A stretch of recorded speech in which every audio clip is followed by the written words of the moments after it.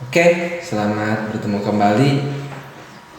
Kita akan lanjut pembahasan terkait dengan mata kuliah analisis perancangan sistem informasi, yang mana pada sesi ini kita akan bahas tentang sistem desain dan sistem implementation atau tahapan perancangan sistem informasi dan juga tahapan implementasi sistem informasi.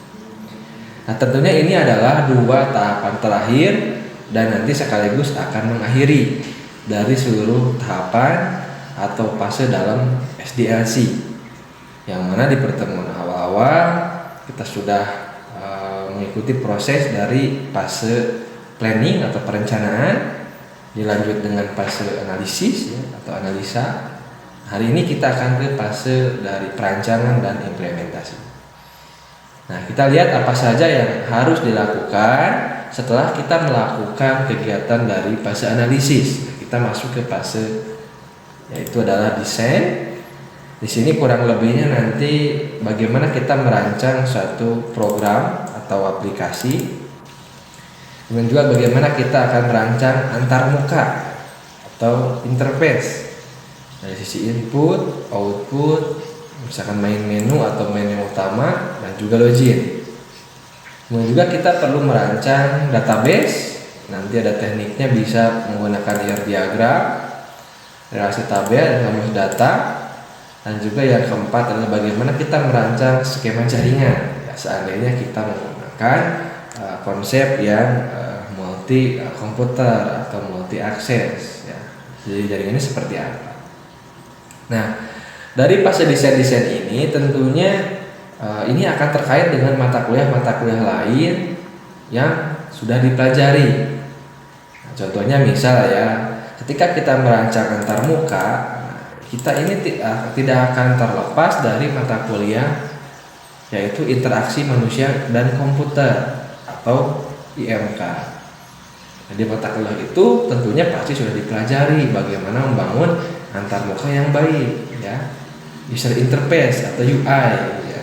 Dan sekarang sering dikombinasikan dengan UX, ya, user experience. Nah, di sini silakan bisa dipelajari kembali atau dibawa kembali bagaimana membangun antarmuka yang baik seperti itu. Kemudian selain itu merancang database. Nah, ini berkaitan dengan mata kuliah sistem basis data atau sistem manajemen basis data. Di mata kuliah tersebut dipelajari apa itu database dan bagaimana merancang kebutuhan database, ya, untuk suatu sistem informasi. Ini sudah dipelajari.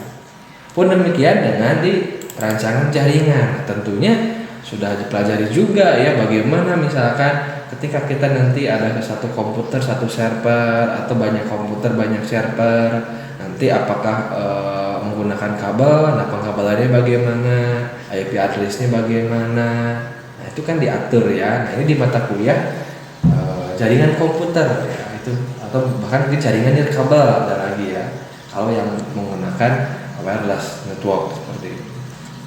Nah, ini mata kuliah terkait dengan yang pada fase-fase desain. Jadi di sini saya hanya memberikan gambaran. Nah, pada proses pengembangan sistem itu, nah, perlu ada dukungan dari mata kuliah lain yang harus dikuasai. Makanya inilah kenapa APSI itu tadi mesti disimpan dan dipelajari di semester 4, 5, 6 supaya sudah punya bekal, ya, ininya gitu kan.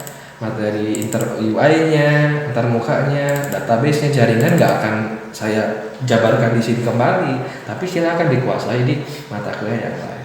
Termasuk yang program, ya. Karena nanti kita akan bikin aplikasi dan mesti coding. Makanya nanti kan Bapak Ibu perlu belajar memahami bagaimana coding dalam suatu bahasa pemrograman, ya. Karena kita butuh programnya atau aplikasinya.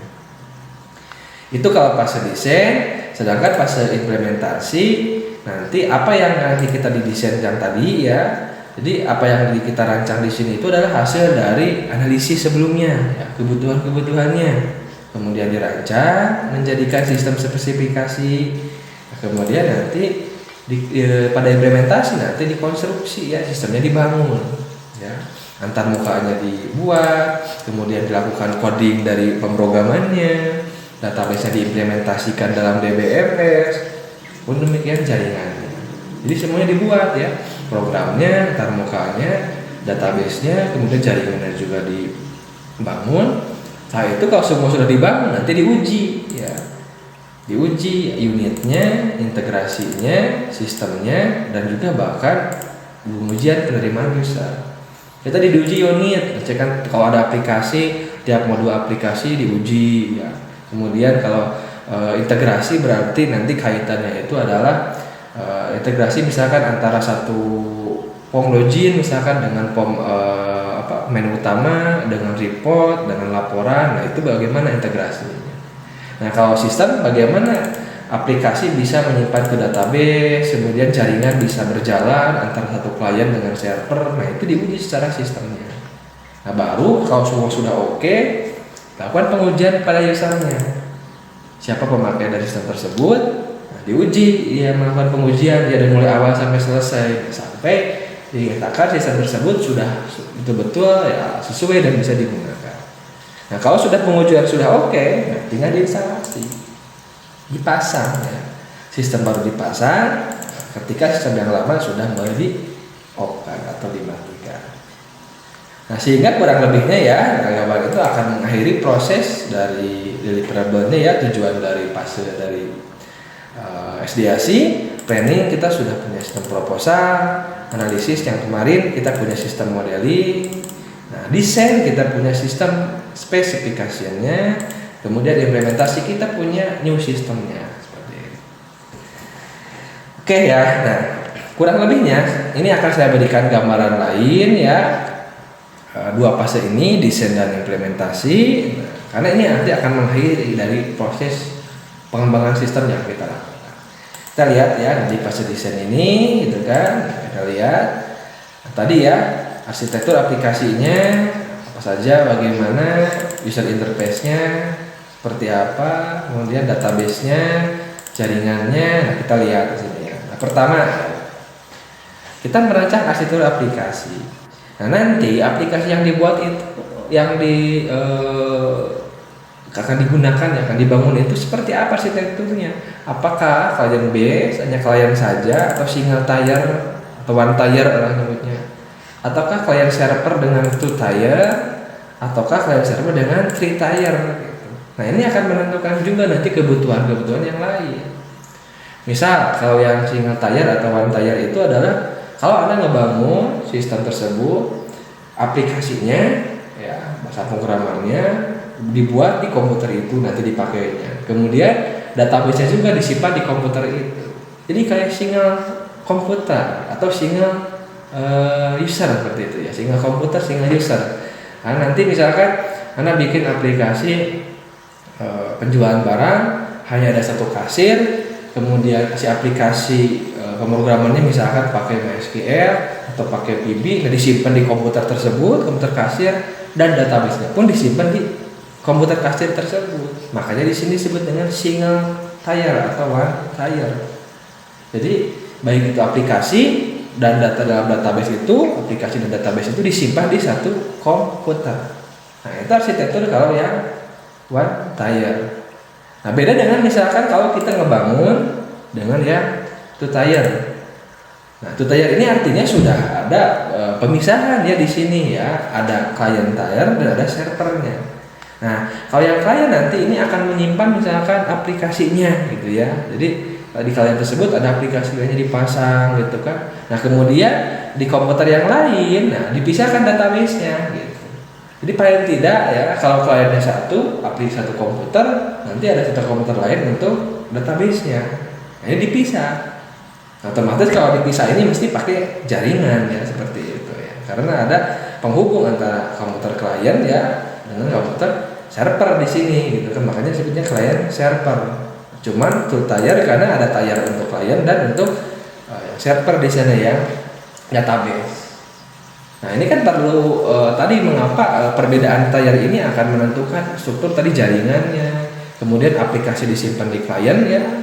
Kalau ada 3 klien kayak gini kan, klien 1, klien 2, klien 3, itu dia terhubung lewat jaringan nanti ke komputer server, nanti yang ada database di sana.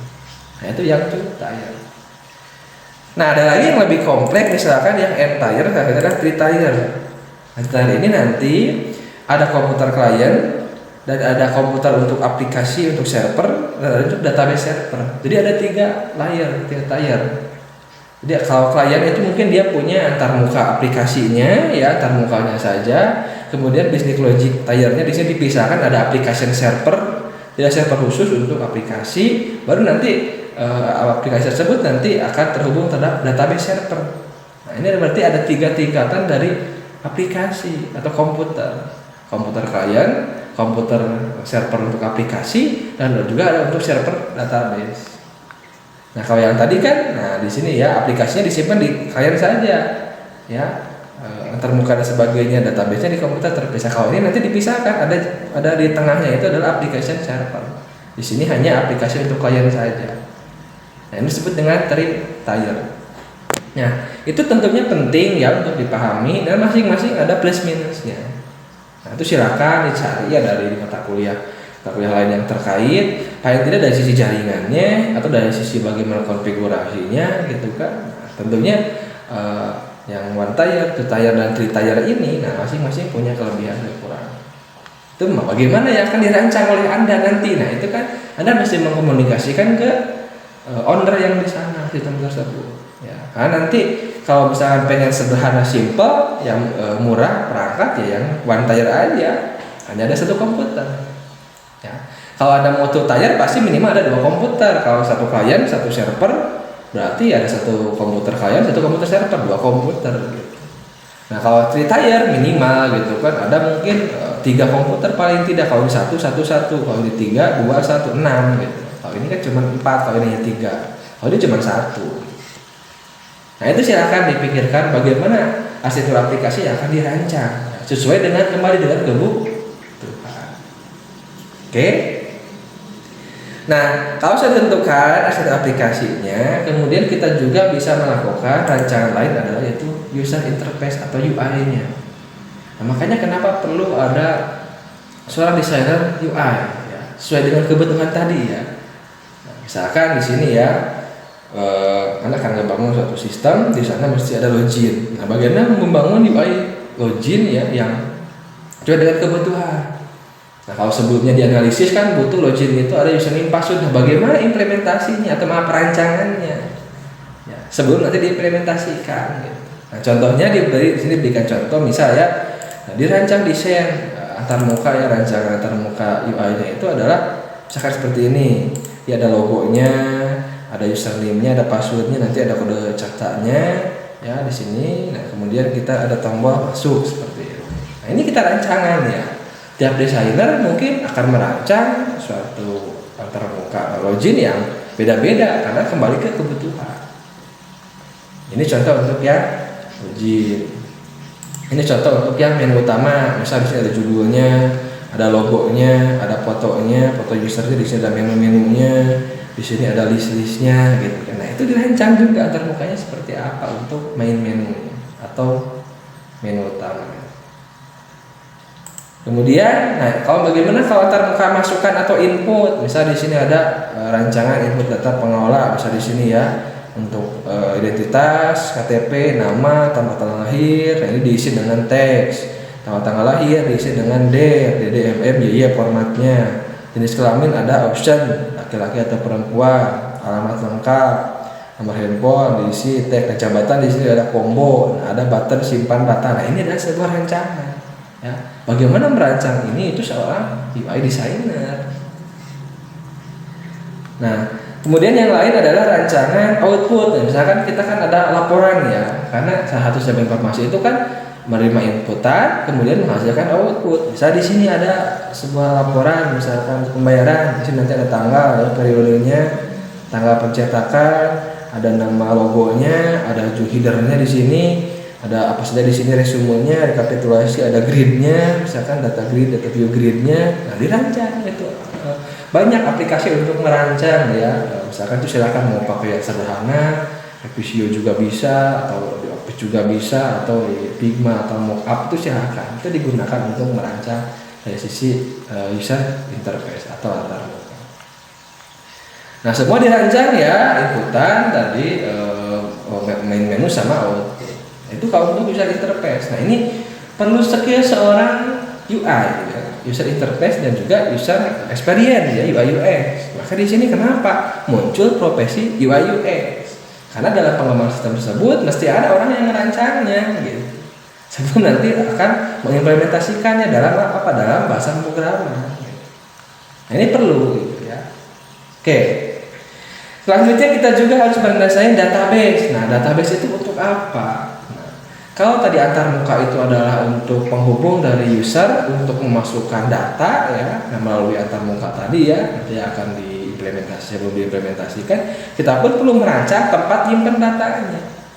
Tempat nyimpen datanya apa ya? Itu database di sini.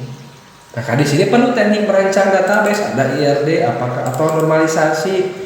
Silakan pilih salah satu ya untuk merancang database seperti apa. Kemudian relasi tabelnya seperti apa di sini ya. Dari informasi tersebut nanti relasi tabelnya seperti apa, kemudian kamus datanya. Nah, contohnya di sini, nah, misalkan dirancang ya IRD seperti ini gitu ya. Ada entitas pendaftar, ada kamar, ada pendaftaran, ada biaya, ada penghuni, ada kunjungan, ada pengunjung, ada syariatan dan sebagainya gitu. Nanti di sini ada entitas, ada atribut dan ada kardinalitas. Itu di mata kuliah sistem basis data. Hasil normalisasi ya atau IRD ini kemudian kita buatkan relasi tabel. Nanti ada tabel-tabel, ada tabel misalkan penghuni, tabel daftar, tabel kamar, tabel inventory, tabel pengelola dan sebagainya. Jadi hasil rancangan tadi ditransformasikan IRD tersebut jadi relasi tabel. Lalu nanti di tabel-tabel ini misal ada tabel pengelola ya gitu kan. Nah, kita lihat misalkan ada jadi tabel user misalnya. Kita tabel user ya yang akan masuk ke sistem tadi kan di login itu kan tabel user. Nanti buat seperti ini. Nama tabel user, deskripsinya untuk menyimpan data pengguna, primary key-nya di user, apakah ada plugin key-nya enggak, ada di sini ada tipe datanya, size-nya berapa, deskripsinya. Ini adalah kamus data atau struktur data untuk tabel tersebut. Nah, kita rancang seperti ini. Contoh lain adalah ini tabel pengelola. Nah, ada primary key-nya, nomor KTP, di sini ada tipenya pacar, size-nya berapa, deskripsinya. Nah, ini semua dibuatkan dalam proses desain data. Ya, dan untuk lebih jelasnya silakan buat kembali mata kuliah dari sistem basis data. Nah, kalau hasil itu aplikasi sudah dirancang, untuk persiapan coding ya, kemudian untuk antarmuka sudah, database sudah, selanjutnya adalah misalkan jaringannya, misalkan ya. Desain jaringan kita mau seperti apa? Kalau tadi misalnya, tadi kita itu ternyata adalah yang dipilihnya itu misalkan two tier, ada klien, ada server. Nah, kita buat topologinya seperti apa? Pakai kabel enggak, LAN atau WAN. Misal di sini kita topologinya adalah ini contoh yang sudah dirancang ya. Ini topologinya kalau lihat adalah star ya. Nah, star. Wire atau wireless ya, karena kita di sini gambarnya pakai kabel berarti kita wire ya, pakai kabel. LAN atau WAN atau MAN, misal karena ini cukupnya misalkan masih lokal berarti LAN. Nah, kita tentukan itu. Dikasih IP address-nya, dikasih subnetting-nya. Nah, ini untuk klien, ini klien. Nanti di sini ada switch atau hub.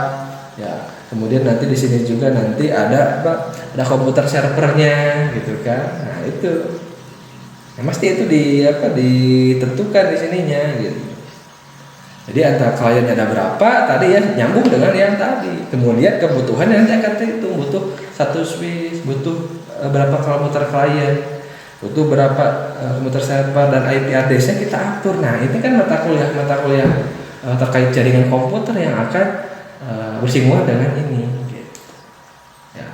Nah, itulah untuk fase fase desain. Jadi tadi ya untuk fase desain. Jelas sekali itu fase desain itu ada kita desain database-nya, ya, desain jaringannya, antarmukanya gitu kan. Nah, makanya di sini dalam tim yang terlibat dalam proses atau fase desain itu mungkin ada beberapa anggota tim yang perlu skill khusus, yaitu skill misalkan tentang network designer, database designer, application designer, atau web designer kalau pakai web antarmukanya gitu kan. perlu skill-skill tersebut karena dia akan merancang itu tadi, merancang kebutuhan database designer, kemudian merancang aplikasi designer atau web designer, kemudian merancang jaringan misalkan network designer. Itu perlu skill orang-orang tersebut. Nah, kalau semua sudah didesain lengkap ya, semua sudah dirancang, didokumentasikan tadi ya, ini kan baru contoh ya, cuma 2 tabel, mungkin aslinya ada puluhan tabel. Jaringan juga sudah dirancang ya. Kemudian antar muka juga ini baru sudah dirancang. Ini kan diberikan contoh cuma satu-satu ya. Nanti mungkin input itu bukan banyak sekali. Nah, itu kan nanti sebelum nanti diimplementasikan kan dirancang dulu ya, yang sangat banyak ini. Nah, kalau sudah lengkap ya, semuanya, nah baru kita akan masuk ke fase implementasi atau fase terakhir. Ya, fase implementasi itu adalah kita akan melakukan tindak lanjut dari fase desain. Apa yang sudah dirancang tadi ya, lalu kita implementasikan. Ya, di sini ya. Nah, apa yang menjadi kata kunci dari implementasi itu adalah dia konstruksi, kita ngebangun. Ya, ngebangun apa tadi? Database kalau tadi baru dirancang dibangun, antar muka baru dirancang nanti kita bangun, coding baru dirancang kita nanti dibangun, ya jaringan juga nanti kita akan bangun. Setelah dibangun di testing ya untuk mencari apakah ada bug atau ada kesalahannya. Nah itu nanti kita instalasi untuk dokumentasi dipasang. Itu kuncinya ya dalam fase implementasi. Jadi fase implementasi di sini itu jadi di mana kita akan melakukan coding ya, testing, masak, kemudian support. Outputnya nanti ada kode-kode aplikasi, dokumentasi dari implementasi dan juga aplikasi, training, prosedur ya untuk melatih tadi ya, dokumen pengujian juga, tidak lupa pengujian, dan juga nanti bagaimana support untuk maintenance seperti apa. Jadi itu ya implementasi di sini. Ini fase terakhir setelah planning, analis, desain. Nah, jadi apa yang hasil dari desain diimplementasikan. Itu ya. Nah, kita lihat apa saja ya yang dilakukan tadi, yaitu pertama konstruksi atau pembangunan ya. Nah, di pembangunan ini di sini mesti ditentukan siapa yang ngebangunnya, maka di sini disebutnya sistem builder atau programmer, database programmer ya, application programmer. Nah, di sini kerjanya gitu. Makanya kalau sering ada gini, kalau ngebangun sistem itu kapan kerjanya programmer? Nah, programmer itu nanti kerja di fase implementasi atau fase coding, baik program yang akan membangun aplikasi atau programmer yang akan membangun database dari sini gitu. Nah, selain programmer yang biasanya siapa lagi? Misalkan tadi ya, misalkan network engineer ya yang membangun jaringan ya, gitu. Itu juga mungkin bekerja di sini. Mengkoordinasikan tiap aktivitasnya ya, karena tadi ya, jadi bagaimana koordinasi antara yang membangun database, membangun jaringan gitu kan, kapan ngebangun program atau aplikasi, nah dikoordinasikan, juga diatur schedule-nya atau penjadwalannya. Mana dulu nih ya, apakah paralel berbarengan? Nah, ini tergantung nanti metodologi yang dipakai seperti itu. Karena programmer apa? Bisa jadi kan nanti kalau Anda ngebangun sistem yang besar, programmer itu tidak hanya satu. Nah, kalau tadi kita nanti mesti ada membangunnya coding untuk login, untuk input, juga untuk transaksi dan juga untuk output, dan nanti yang codingnya itu kan dibagi-bagi, bagaimana mengatur aktivitas pembagiannya dan bagaimana mengatur dari sisi penjadwalannya. Gitu. Siapa dulu yang kerja, berapa lama waktunya itu ditentukan. Nah, ini tekniknya ini nanti manajemen proyek ya di sini terkait project manager mesti mengatur itu. Ya. Nah, apa saja yang di coding misalkan yang dilakukan? Nah, ini coding misalnya seperti ini ya. Misalkan ini saya ambil contoh coding, misalkan kita nanti bahasa pemrogramannya akan bangun itu misalkan PHP. Ya. Bagaimana coding misalkan menggunakan tool-toolnya? Misalnya di sini membuat file koneksi ke data PHP-nya. Kemudian di sini bagaimana untuk menginput data atau transaksinya. Ini contoh gitu. Makanya di sini di APSI butuh nanti seorang programmer, application programmer. Mau pakai PHP mangga, PB mangga, Java mangga, atau Python dan yang lainnya mangga, itu silakan. Tapi di sini mesti ada coding gitu kan ya. Karena nanti informasi itu produknya itu nanti sampai ada aplikasi, ya program yang Bapak Ibu sudah belajar itu kan di mata kuliah lain seperti itu. Sudah dipelajari mata kuliahnya. Oke, nah kemudian di sini apalagi ya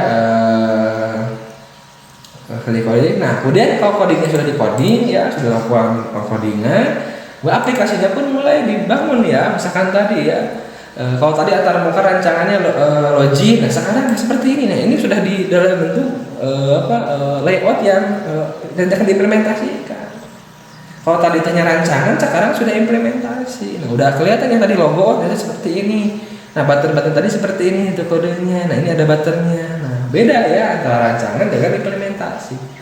Ini buat loginnya, udah yang akan digunakan. Ini menu utamanya, ada header. Di sini ada ada layout, ada logo, ada menu-menu dashboardnya, ada menunya sebelah kiri, ada foto usernya dan sebagainya. Ini kalau input ya, input. Nah, ini ada button-button, ini ada text box, ada combo box, ada option. Kemudian ini reportingnya, ya ada logonya, ada datanya di grid tadi yang tadi nggak ada. Nah, ini sudah implementasi.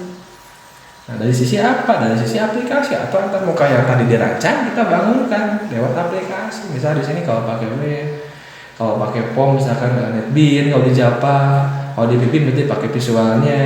Nah, gitu. Nah, sehingga nanti di sini ya apa bedanya desain dan implementasi terkait tadi ya. Nah, lihat nih perbandingan. Apa yang dirancang, nanti apa yang dibangun kan gitu. Ini rancangannya, ini adalah hasilnya.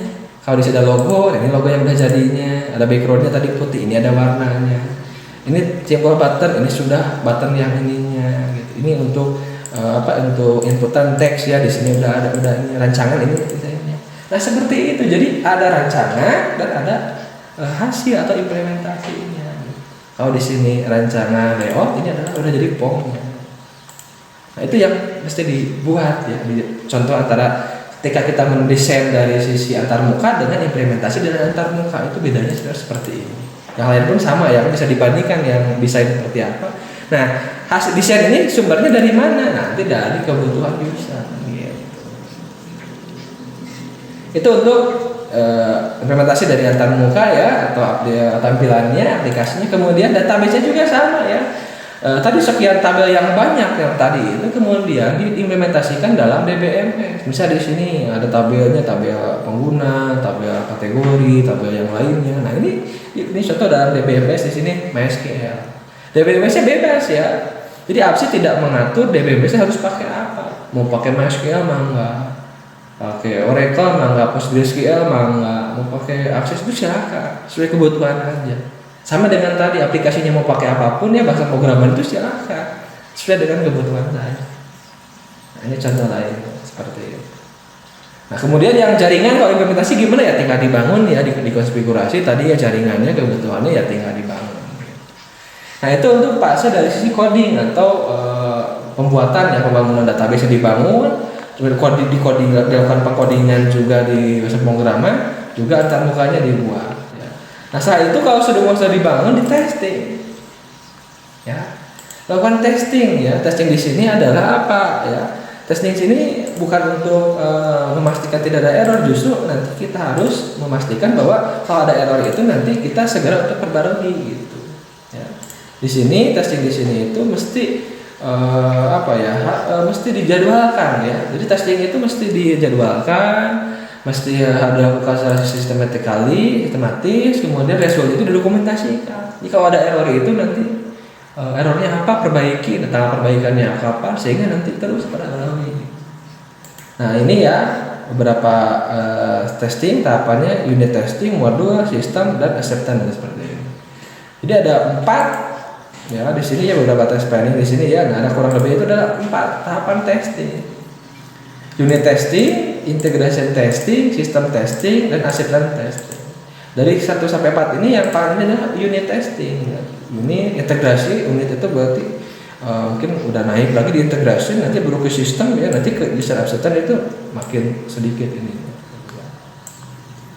Nah, apa bedanya? Nah, unit testing itu berarti tes setiap modul untuk memastikan setiap modul berfungsi. Misalnya tadi kan ada modul login, pasti kan loginnya itu sukses, gitu kan. Kalau loginnya diisi kosong, misalkan gini, kalau login tapi nggak ngisi username, error enggak. Gitu. Kalau passwordnya nggak diisi atau diisinya nggak sesuai, error enggak. Nah itu kan di testing. tiap modulnya. Atau misalkan input kalau dikosongkan bagaimana errornya. Ya, tiap modul integrasi di sini interaksi antar modul. Misalnya tadi kalau misalnya login sukses kan mestinya ngebuka form menu utama. Nah kenyataannya terbuka enggak? Atau jangan-jangan pas login sukses nggak kebuka menu utamanya. Nah itu diuji antar modul. Atau dari menu utama kita klik laporan, pas diklik harusnya kan muncul reportnya ya ke modul report, ternyata reportnya nggak kebuka. Nah di sana ada error, perbarui. Nah udah nggak ada error berarti integrasi antar modul dari aplikasinya sudah oke. Ketiga ya adalah sistem testing. Nah di sini adalah aplikasi tadi itu nanti dihubungkan dengan database ya, kemudian tiap komputer dihubungkan dengan jaringan ya. Kalau ada printer bisa ya nanti kita ada cetak kartu anggota. Cetak itu nanti dari aplikasi kan. Nah itu kan ngambil datanya dari database, diambil oleh aplikasi kemudian dicetakkan ke kertas lewat printer, lewat jaringan. Nah terhubung nggak gitu kan, jangan sampai pas ngeprint nggak bisa terhubung karena jaringannya bermasalah atau database-nya tidak terkoneksi dengan benar. Nah itu berarti antara sistem dari antara database, aplikasi, jaringan atau dengan peripheral lainnya, misalkan printer atau bahkan misalkan scanner ya. Kita menginput transaksi, diskenkan ya produknya ke scanner ya, barcode scanner misalkan atau barcode reader, ternyata nggak ke ini, makanya harus diuji dulu gitu. Jangan sampai ada kesalahan di sana gitu kan. Nah mesti melewati sistem testing secara overall di sini ya, secara keseluruhan overall sistem. Nah nanti kalau sudah ya tiap modul sudah oke, integrasi antar modul oke, sistem secara keseluruhan hardware software ya, peripheral yang lain juga jaringan sudah oke. Nah keempat adalah baru adalah uji acceptance testing atau user acceptance, pengujian penerimaan oleh user. Nah kalau yang tadi 1, 2, 3 itu dilakukan ya oleh tim pengembangan sistem ya, oleh misalkan tim sistem tester namanya itu kan. Nah kalau user testing itu nanti yang ujinya itu adalah user.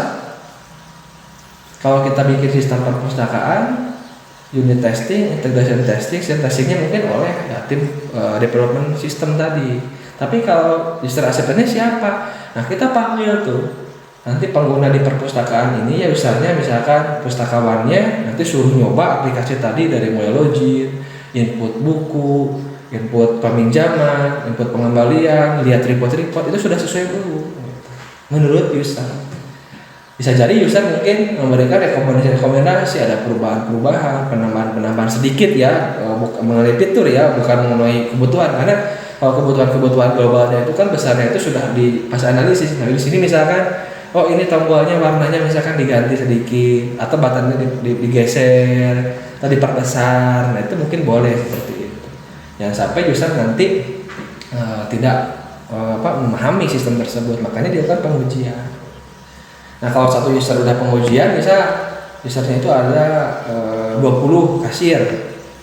Nah, kita uji mungkin 5 orangnya. Nah nanti sisanya bagaimana? Nanti sisanya ada di fase training ya, setelah diinstalasi nanti dilakukan training kan. Nah, itu baru. Nah di sini kita ambil beberapa user untuk menguji.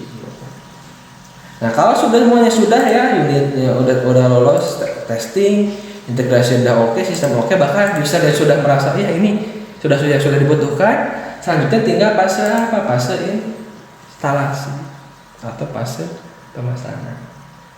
Nah, fase pemasangan ini apa? Nanti semua tadi kan baru dipakai, misalkan sistem tersebut kan misalkan baru dibuat ya oleh tim development, nanti kemudian datang ke organisasi yang membutuhkan sistem yang tadi, kemudian siap programnya dipasang di sana, database-nya dipasang di sana, jaringannya dibangun. Kemudian hardware yang peripheral yang printer, scanner, kalau ada internet dan sebagainya dikonfigurasikan, semua dia diokekan, ya dipasang di sana semuanya, gitu kan? Sehingga sudah dinyatakan sistem sudah siap pakai di sana. Nanti mesti transisi ke terhadap sistem yang baru, ya. Dengan unfreezing di sini. Nah tentunya di sini transisi dan refreezing. Di sini tentunya ada beberapa yang mesti diperhatikan adalah terkait dengan change management atau manajemen perubahan. Apa yang berubah? Yaitu adalah people habits atau kebiasaan dan istilahnya perilaku ini di sini. Biasanya kan kalau dulu transaksi mungkin dicatat, kalau dibangunkan sistem pakai aplikasi kan komputer otomatis kan harus nginput. Nah, bagaimana kebiasaan itu harus istilahnya dilatih gitu kan, masih diperhatikan gitu kan. Adaptasinya gitu. Makanya kenapa mesti ada training salah satunya gitu. Ini transisi ya dari old to new system, kemudian replacing di sini. Nah di sini jadi ini ya implementasi di sini adalah as is sistem yang lama ditransisikan ke to be system yang baru. Ya, oke. Nah di perpindahannya memperhatikan technical comparison tadi ya.